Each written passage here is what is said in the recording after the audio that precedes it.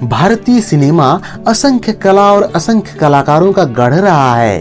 इनमें से कुछ कलाकार आते हैं और चले जाते हैं, कुछ सफलता भी पाते हैं, पर बहुत कम कलाकार ऐसे होते हैं जो फिल्मों में अपना एक अलग मुकाम बना पाते हैं। इन लोगों की फैन फॉलोइंग होती है, इनका रुतबा होता है, अपनी जगह होती है।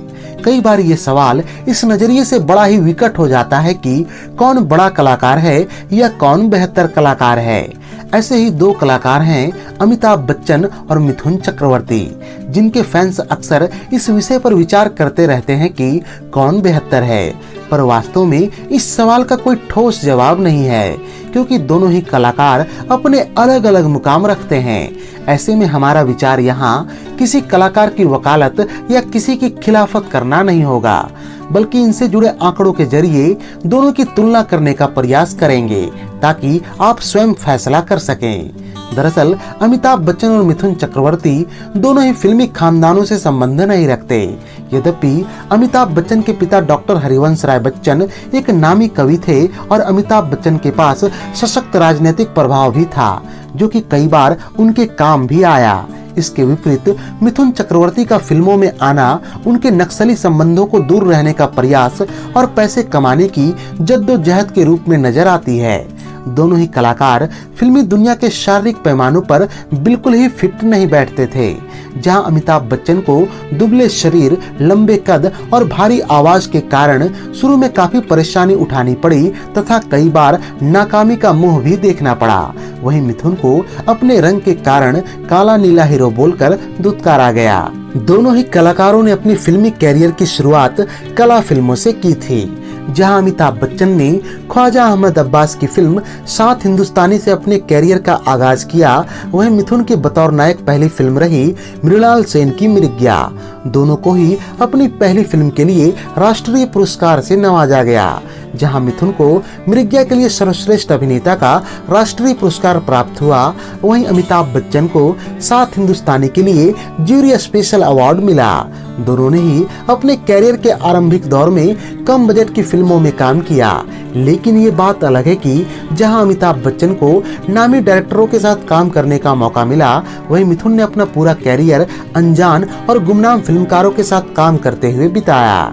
मिथुन ने अपने दौर के लगभग किसी भी बड़े फिल्मकार के साथ काम नहीं किया, जैसे कि ऋषिकेश मुखर्जी, यश चोपड़ा, सुभाष घई आदि। अगर किसी बड़े फिल्मकार के साथ काम किया भी तो वो फिल्म नहीं चली। अपने कैरियर के आरंभ में ही अमिताभ बच्चन को आनंद जैसी कालजयी फिल्म में काम करने का मौका मिला, जो कि उनकी पहली व्यावसायिक रूप से सफल फिल्म भी रही।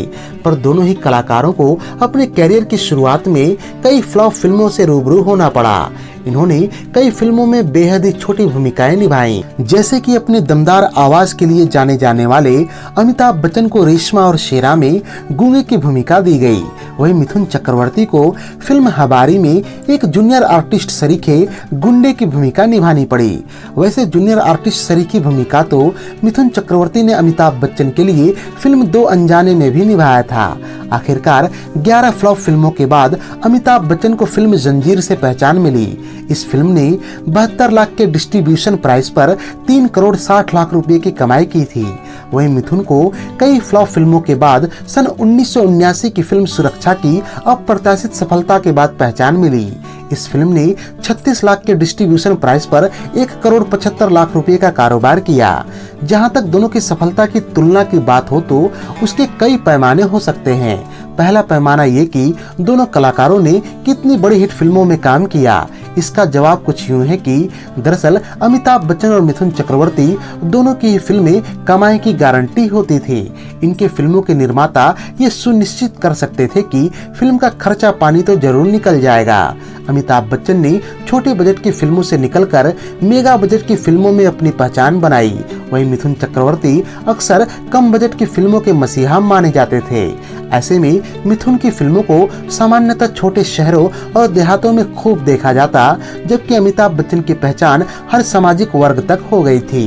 आरंभ में मिथुन की फिल्मों को उत्तर भारत में सफलता नहीं मिलती थी, पर यह स्थिति प्यार झुकता नहीं की सफलता के बाद बदल गई। अगर पूछा जाए कि दोनों में से किसने ज्यादा ब्लॉकबस्टर फिल्मों में काम किया है तो जवाब है अमिताभ बच्चन। अमिताभ ने बतौर नायक रोटी कपड़ा और मकान, दीवार, शोले, अमर अकबर एंथनी, मुकद्दर का सिकंदर, नसीब, लावारिस, नमक हलाल, कुली और मर्द जैसी ब्लॉकबस्टर फिल्मों में काम किया तथा बतौर चरित्र अभिनेता भी उन्होंने मोहब्बतें और कभी खुशी कभी गम जैसी ब्लॉकबस्टर फिल्में दी। वहीं मिथुन ने बतौर नायक 2 ही ब्लॉकबस्टर फिल्मों में काम किया। ये फिल्में थी डिस्को डांसर और प्यार झुकता नहीं। बतौर चरित्र अभिनेता उन्होंने गोलमाल 3 जैसी ब्लॉकबस्टर फिल्म दी।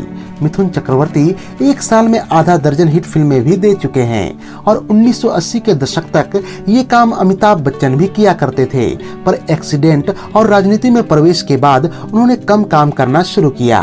1990 के बाद दोनों ही अभिनेताओं की फिल्में बॉक्स ऑफिस पर ढेर होने लगी। मिथुन ने ऊटी का रास्ता पकड़कर बी और सी ग्रेड फिल्मों की झड़ी लगा दी। इन फिल्मों से कमाई तो बहुत हुई, पर बतौर अभिनेता उनकी साख को बड़ा ही धक्का लगा और वो बी ग्रेड अभिनेताओं के सिरमौर माने जाने लगे। अमिताभ बच्चन ने 90 के दशक में अपने करियर का खराब दौर जरूर देखा, पर उनकी फिल्में बड़ी बजट की ही रही। पर इस कारण जहां मिथुन की संपत्ति दिन दोगुनी रात चौगुनी बढ़ी, वहीं अमिताभ बच्चन बड़ी फिल्मों के पिटने और प्रोडक्शन हाउस के घाटे के कारण लगभग दिवालिया ही हो गए। अभिनेताओं की सफलता का एक और पैमाना उनके द्वारा दी गई जुबली हिट फिल्में होती हैं, लेकिन यहाँ भी एक समस्या है। ट्रेड गाइड और फिल्म इंफॉर्मेशन जैसी पत्रिकाएं जुबली फिल्मों के आकलन के लिए बड़े सेंटर्स को चुनती हैं। बी या सी ग्रेड सेंटर्स के आंकड़े मिलना काफी मुश्किल होता है, जो कि विशेषकर मिथुन की फिल्मों के गढ़ माने जाते थे।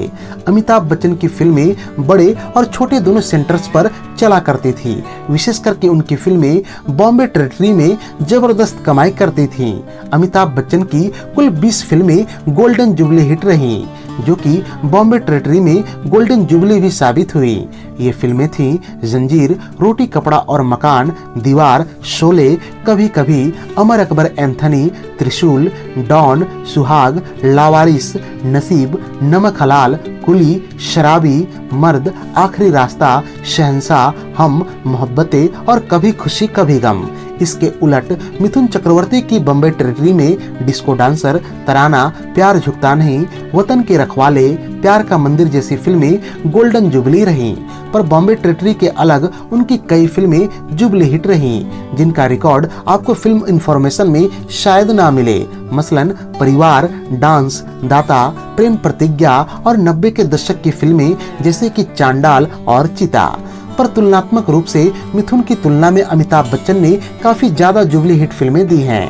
1976 से 88 के बीच जितनी भी फिल्में उनकी रिलीज हुई, कम से कम सिल्वर जुबली रही। ट्रेड गाइड पत्रिका के अनुसार इस पूरे दौरान अमिताभ बच्चन की केवल 5 फिल्में फ्लॉप हुई, जो कि एक अनोखा रिकॉर्ड है। अगला पैमाना है highest grossing film of the year, अर्थात साल की सबसे ज्यादा कमाई करने वाली फिल्म। जैसा कि पहले ही कहा जा चुका है कि मिथुन चक्रवर्ती की फिल्में सीमित बजट की होती थी और इनका बिजनेस भी इनके बजट के अनुपात में ही होता था। इस कारण मिथुन की किसी भी फिल्म ने साल में सबसे ज्यादा कमाई करने का रिकॉर्ड नहीं बनाया। इसके उलट अमिताभ बच्चन ने बतौर नायक 6 फिल्मों में काम किया, जो कि साल की सबसे बड़ी हिट फिल्म रही।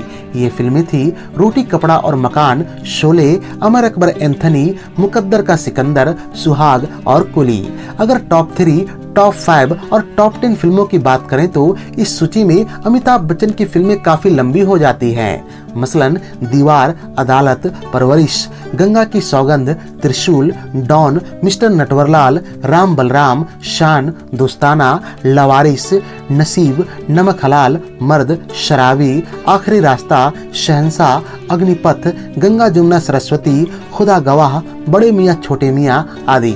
जहाँ तक मिथुन का सवाल है तो उनकी चुनिंदा फिल्में जैसे कि प्यार झुकता नहीं, गुलामी, स्वर्ग से सुंदर, दिलवाला, जाल, वतन के रखवाले, डांस, प्यार का मंदिर, अग्निपथ आदि वो फिल्में रहीं जो कि टॉप 10 ग्रॉसिंग फिल्मों में शरीक हुई थी।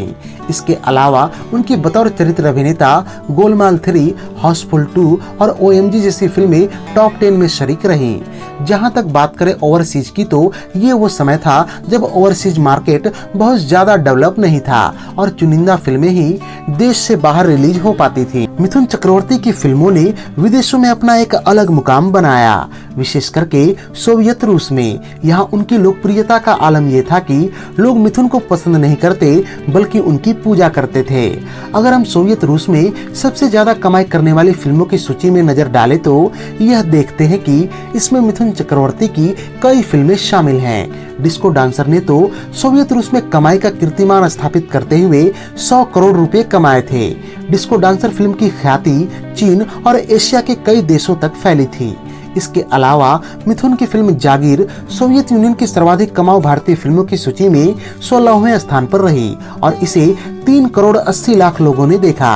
उनकी फिल्म तकदीर 38वें नंबर पर रही, जिसे 2 करोड़ 45 लाख लोगों ने देखा, जबकि उन्हीं की एक अन्य फिल्म कौन कैसे इस सूची में 43वें स्थान पर रही, जिसे 2 करोड़ 38 लाख लोगों ने देखा।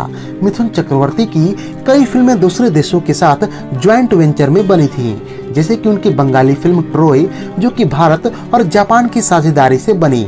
फिल्म अन्याय अभिचार भारत और बांग्लादेश की साझी फिल्म थी। वहीं फिल्म शिकार रूस के साथ मिलकर बनाई गई थी। जहां तक अमिताभ बच्चन का सवाल है तो उनकी कोई भी फिल्म डिस्को डांसर सरीखी सफलता के आसपास भी नहीं रही, पर उनकी फिल्मों को अफ्रीकी देशों अल्जीरिया, नाइजीरिया और फ्रांस जैसी यूरोपीय देशों में काफी पसंद किया जाता था। फिल्म फेयर पत्रिका में प्रकाशित एक लेख के अनुसार अमिताभ बच्चन की पुरानी फिल्में जब इन देशों के थिएटर्स में रिलीज की जाती थी तो जबरदस्त सफलता हासिल करती थी। इन फिल्मों में शामिल थी शोले, मुकद्दर का सिकंदर, लावारिस, नमक हलाल आदि। जहां तक रूस का सवाल है तो सर्वाधिक कमाऊ फिल्मों की सूची में अमिताभ बच्चन की कई फिल्में रहीं। मसलन 8वें स्थान पर रही फिल्म शोले, 17वें स्थान पर रही फिल्म जंजीर, 28वें स्थान पर रही त्रिशूल, 29वें स्थान पर रही दो अनजाने, 34वें स्थान पर रही मुकद्दर का सिकंदर, 40वें स्थान पर रही खुद्दार और 42वें स्थान पर रही कस्मे वादे। अमिताभ बच्चन ने भी कई ऐसी फिल्मों में काम किया जिन्हें दूसरे देशों के साथ साझेदारी में बनाया गया था, जैसे कि रूस के साथ मिलकर बनाई गई फिल्म अजूबा। साथ ही उन्होंने एक Hollywood film the great Gatsby में भी काम किया था। अब अगला पैमाना यह है कि कौन से अभिनेता को फिल्मों के लिए फिल्म फेयर और राष्ट्रीय पुरस्कारों में अधिक पुरस्कार या नामांकन मिले। मिथुन चक्रवर्ती ने अपने कैरियर में कुल 2 फिल्म फेयर और 3 राष्ट्रीय पुरस्कार जीते। उन्हें 1976 में फिल्म मृग्या और 1992 में बंगाली फिल्म तहादर कथा के लिए सर्वश्रेष्ठ अभिनेता का राष्ट्रीय पुरस्कार प्राप्त हुआ और 1994 में स्वामी विवेकानंद के लिए सर्वश्रेष्ठ सहायक अभिनेता का राष्ट्रीय पुरस्कार भी मिला। वहीं उन्हें 1990 में फिल्म अग्निपथ के लिए सर्वश्रेष्ठ सहायक अभिनेता का फिल्म फेयर पुरस्कार मिला और 1995 में फिल्म जल्लाद के लिए सर्वश्रेष्ठ खलनायक का फिल्म फेयर पुरस्कार मिला। इसके अलावा उन्हें 2007 में फिल्म गुरु और 2010 में फिल्म गोलमाल 3 के लिए सर्वश्रेष्ठ सहायक अभिनेता का नामांकन भी मिला। वहीं अमिताभ बच्चन को कुल 13 फिल्म फेयर पुरस्कारों से नवाजा जा चुका है, जिनमें से अभिनय के लिए उन्हें 11 पुरस्कार प्राप्त हुए। इनमें सर्वश्रेष्ठ अभिनेता के 5 पुरस्कार शामिल हैं, जो कि उन्हें 1977 में फिल्म अमर अकबर एंथनी, 1978 में डॉन, 1991 में हम, 2005 में ब्लैक और 2009 में फिल्म पा के लिए मिले हैं। उन्हें 2001 में फिल्म अक्स, 2005 में ब्लैक और 2015 में पीकू के लिए सर्वश्रेष्ठ अभिनेता का क्रिटिक्स अवार्ड भी मिला। साथ ही साथ सन 1971 में आनंद, 1973 में नमक हराम और 2000 में मोहब्बतें के लिए सर्वश्रेष्ठ सहायक अभिनेता का फिल्म फेयर पुरस्कार भी मिला। अमिताभ बच्चन फिल्म फेयर पुरस्कार जीतने वाले सबसे बुजुर्ग अभिनेताओं में से एक रहे हैं। साथ ही साथ उन्हें 5 बार राष्ट्रीय पुरस्कारों से भी नवाजा जा चुका है, जिनमें शामिल हैं 1969 में 7 हिंदुस्तानी के लिए जूरी स्पेशल राष्ट्रीय पुरस्कार, 1990 में अग्निपथ, 2005 में ब्लैक, 2009 में पा और 2015 में पीकू। पर यहाँ ये भी बात है कि लगभग इन सभी पुरस्कारों के साथ ये विवाद जुड़ा रहा कि क्या वास्तव में अमिताभ बच्चन इन पुरस्कारों के हकदार थे या नहीं। यहाँ तक कि ब्लैक फिल्म के दौरान जूरी के कई सदस्यों ने अपना इस्तीफा तक दे दिया था। ऐसा ही विवाद पा और पीकू के दौरान भी हुए थे। खैर, बात जो भी हो, पर ये 5 राष्ट्रीय पुरस्कार उनके स्वर्णिम कैरियर को दर्शाते हैं। इसके साथ एक और बात जुड़ती है कि अमिताभ बच्चन और मिथुन की फिल्मों को कितने पुरस्कार या नामांकन मिले। यहाँ हम देख पाते हैं कि मिथुन की फिल्मों को सामान्यतः पुरस्कारों के होड़ में कम ही रखा जाता था। इस कारण मिथुन की वो फिल्में जिनको फिल्म फेयर का नामांकन मिला, उन्हें उंगलियों पर गिना जा सकता है। मिथुन की फिल्म मिर्गिया को 1 फिल्म फेयर और 2 राष्ट्रीय पुरस्कार प्राप्त हुए। 1982 में उनकी फिल्म शौकीन को 2 फिल्म फेयर नामांकन मिले। 1983 की फिल्म मुझे इंसाफ चाहिए को 1 नामांकन मिला। 1984 में घर एक मंदिर और कसम पैदा करने वालों को 2 नामांकन तथा 1985 में प्यार झुकता नहीं को 4 नामांकन मिले, जो कि बतौर प्रमुख नायक मिथुन की फिल्मों के लिए सर्वाधिक नामांकन है। इसके अलावा गुलामी को 2 और प्यारी बहना को 1 नामांकन मिला और माँ कसम फिल्म को 1 फिल्म फेयर पुरस्कार प्राप्त हुआ। सन 1985 वो विरले साल रहा जब मिथुन की फिल्मों को अमिताभ बच्चन से ज्यादा नामांकन और पुरस्कार मिले। इसके अगले कुछ वर्षों में अगर हम गौर करें तो सन 1989 में प्रेम प्रतिज्ञा को 1 नामांकन मिला, 1990 में अग्निपथ को 2 पुरस्कार और 5 नामांकन प्राप्त हुए तथा 1995 में जल्लाद फिल्म को 1 फिल्म फेयर पुरस्कार हासिल हुआ। बतौर चरित्र अभिनेता उनकी कई फिल्मों को पुरस्कार और नामांकन मिले, जैसे कि OMG, गोलमाल 3 आदि। अब बात करें अमिताभ बच्चन की तो उनकी एक फिल्म के पुरस्कारों की संख्या मिथुन चक्रवर्ती के पूरे कैरियर की सभी फिल्मों को मिले पुरस्कारों से ज्यादा है। उनकी जिन फिल्मों को सबसे ज्यादा पुरस्कार मिले उनमें आनंद को 6, दीवार को 7, ब्लैक को 11 पुरस्कार आदि शामिल हैं। आनंद, वीर जारा, ब्लैक जैसी फिल्मों को सर्वश्रेष्ठ फिल्म का फिल्म फेयर पुरस्कार मिला और राष्ट्रीय पुरस्कार भी। इन सब पुरस्कारों के इतर अमिताभ बच्चन की 2 फिल्में 1972 की सौदागर और 2007 की एकलव्य को भारत की ओर से ऑस्कर के लिए भी भेजा गया। मिथुन की फिल्म मिर्गिया को भी मॉस्को फिल्म फेस्टिवल में भेजा गया था। वहीं उनकी एक कम लोकप्रिय फिल्म गुड़िया कांस फिल्म फेस्टिवल के लिए चुनी गई थी। पुरस्कारों के मामले में अमिताभ बच्चन मिथुन से काफी आगे नजर आते हैं। जहां तक रीजनल सिनेमा का सवाल है तो मिथुन चक्रवर्ती बंगाली सिनेमा में बेहद ही सक्रिय रहे और अपने कैरियर के चरम में भी वो बंगाली फिल्मों के लिए वक्त निकाल ही लेते थे। मिथुन ने बंगाली भाषा में हर तरह की फिल्मों में काम किया, चाहे वो अन्याय अभिचार हो या MLA फाटा केस्टो जैसी ब्लॉकबस्टर कमर्शियल फिल्म, या फिर तितली, शुक्नो लंका, एक नदीर गल्पो और काल पुरुष जैसी कलात्मक फिल्में। इसके अलावा उन्होंने कन्नड़ में फिल्म विलेन, तेलुगु में गोपाला गोपाला, उड़िया में ए जुगारा कृष्ण सुदामा और भोजपुरी में all time blockbuster film Bhole Shankar में काम किया। साथ ही उन्होंने पंजाबी फिल्म मौजा डुबा दैया में भी विशेष भूमिका निभाई थी। जहां तक अमिताभ बच्चन का प्रश्न है तो उनका रीजनल सिनेमा में योगदान अपेक्षाकृत सीमित रहा और उन्होंने कम ही क्षेत्रीय फिल्मों में काम किया। हाँ, वो कई फिल्मों में मेहमान भूमिका में नजर जरूर आए, जैसे कि सन 1984 में उन्होंने भोजपुरी फिल्म पान खाए सैया में मेहमान भूमिका निभाई थी। इसके लगभग 20 वर्षों बाद 2006 की फिल्म गंगा में वो प्रमुख भूमिका में नजर आए। उन्होंने मलयालम फिल्म अमृत धरे और कंधार, तेलुगु फिल्म मनम और सैरा नरसिम्हा रेड्डी जैसी फिल्मों में छोटी या मेहमान भूमिका में नजर आए। साथ ही वो मराठी फिल्म एबी अनिसिडी और एक क्रांतिकारी वासुदेव बलवंत फड़के जैसी फिल्मों में मेहमान भूमिका या सूत्रधार के रूप में नजर आए। साथ ही उन्होंने अंग्रेजी फिल्म द लास्ट लेयर में भी काम किया, जिसे कई राष्ट्रीय पुरस्कार प्राप्त हुए थे।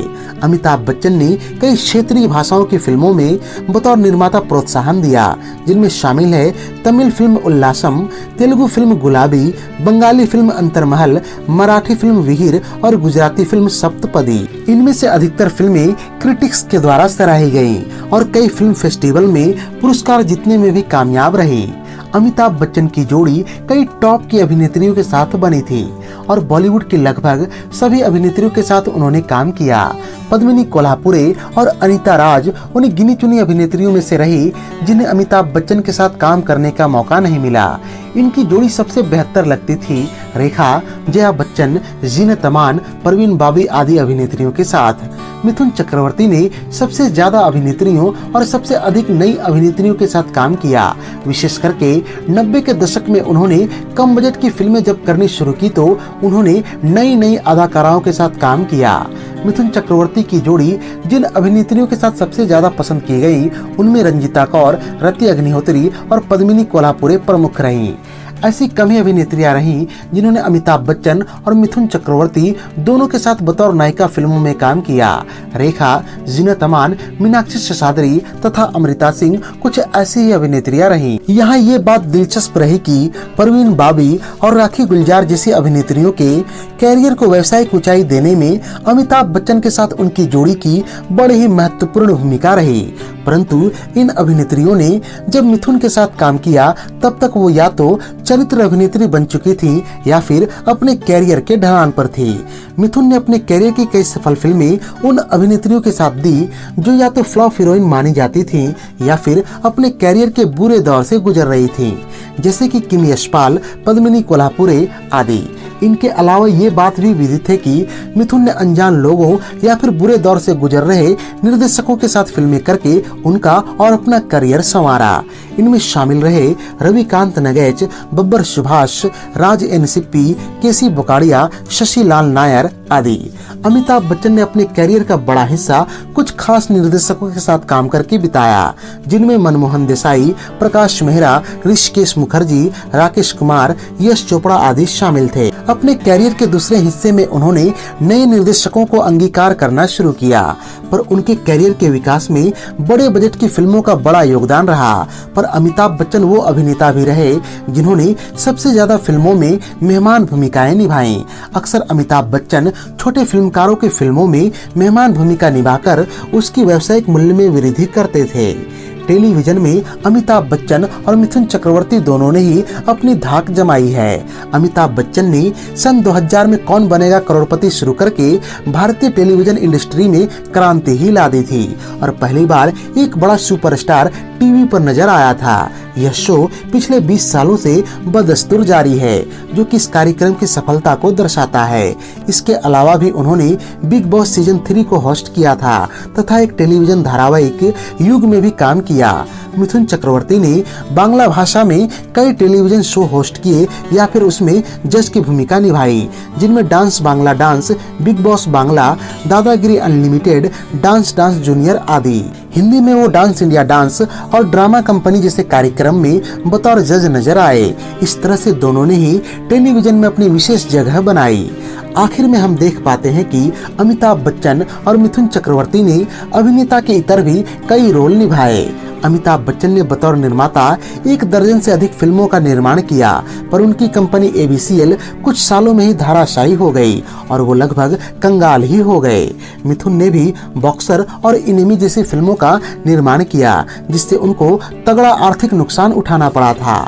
निर्माता के अलग अमिताभ बच्चन ने कई फिल्मों में बतौर गायक भी अपनी भूमिका निभाई और अपनी कई फिल्मों में आवाज दी। मेरे पास आओ मेरे दोस्तों, रंग बरसे और मेरे अंगने में जैसे लोकप्रिय गीत उनके द्वारा ही गाए गए हैं। इधर मिथुन ने भी 1985 में स्टार 10 नाम से निकले एक एल्बम में अपनी आवाज दी थी। उनकी आवाज में कई गाने प्राइवेट एल्बम में भी रिकॉर्ड हुए हैं, पर उन्होंने बतौर गायक अमिताभ बच्चन सरीखी लोकप्रियता कभी भी हासिल नहीं की। अमिताभ बच्चन ने लगभग 35 फिल्मों में अपनी आवाज बतौर सूत्रधार दी थी, जो कि दर्शाता है कि उनकी आवाज उनके अभिनय की तरह ही कीमती थी और ये खासियत उन्हें बाकी अभिनेताओं से थोड़ा ऊपर लेकर जाती है। पर ये हिंदी सिनेमा के लिए बेहद ही अफसोस की बात रही कि अग्निपथ के बाद हमें इन दोनों अभिनेताओं को एक साथ देखने का मौका नहीं मिला। अगर आज भी इनको किसी फिल्म में कास्ट किया जाएगा तो वो सिनेमा की एक बड़ी उपलब्धि मानी जाएगी। तो ये थी अमिताभ बच्चन और मिथुन चक्रवर्ती पर हमारी एक तुलनात्मक विश्लेषण। उम्मीद है कि यह वीडियो आपको बेहद ही पसंद आई होगी।